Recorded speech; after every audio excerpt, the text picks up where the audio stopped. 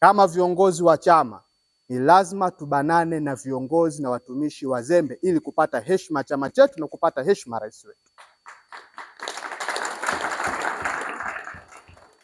Sasa kwa mfano mdogo ambao tumeubaini, tumepita kwenye baadhi ya maeneo, tunakutana na kero za wananchi. Mtu amefuata huduma kwenye ofisi, kwenye jengo la serikali, ametoa fedha kesha, amempa mtumishi wa serikali, huduma ile hajaipata na hakuna taarifa yoyote. Mtu anabaki na malalamiko katika moyo wake, hajapata huduma aliyoipata ile hali ametoa fedha kumpa mtumishi wa serikali. Haya mambo hatuwezi tukayajua kama hatutapita kusikiliza kero za wananchi. Na mtu huyu atakaa atailaumu serikali, atamlaumu rais. Lakini nani kasababisha?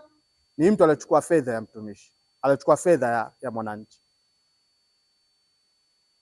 Mambo haya tutayabaini pale endapo viongozi tutakuwa na tabia ya kutembea na kusikiliza kero, na hakuna atakayeweza kuyafanya hivi zaidi ya sisi Chama cha Mapinduzi, kwa sababu sisi ndo tumekuja kuwaomba watu ridhaa na watu wakatuamini. Sisi ndo dhamana.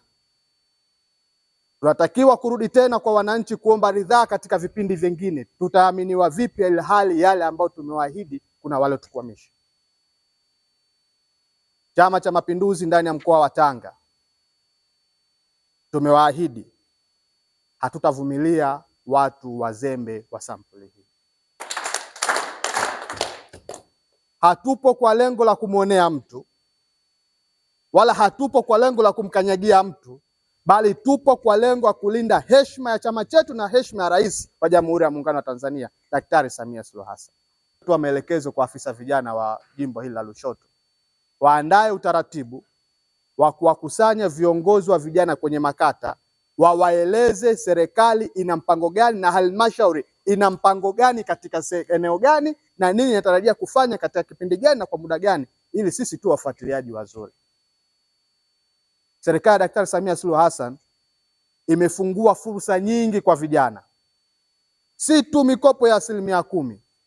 Zipo fursa katika sekta mbalimbali.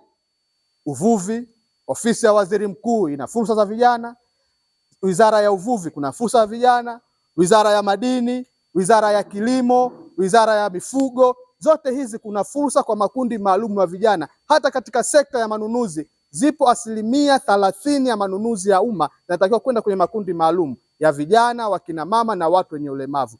Hizi kazi lazima vijana hawa na watu wazijue, waweze kuzichangamkia. Kama hakuna vikundi vya vijana, hizi fedha zinakwenda wapi?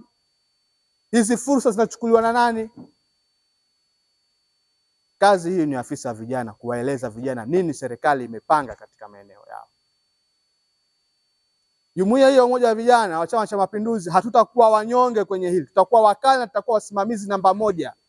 Kwa sababu sisi ndo tumewaambia vijana wakiamini Chama cha Mapinduzi tutaleta fursa kwao.